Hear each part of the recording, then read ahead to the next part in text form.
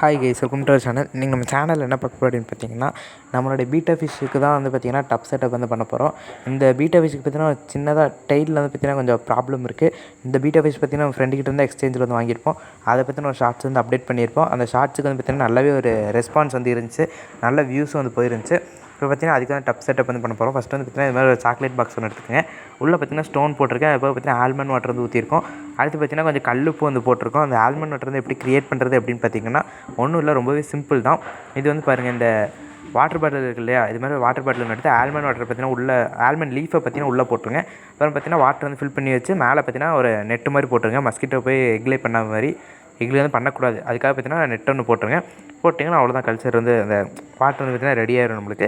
அடுத்து அதை வந்து பார்த்திங்கன்னா டேரெக்டாக எடுத்து இப்படி ஊற்றிடுங்க.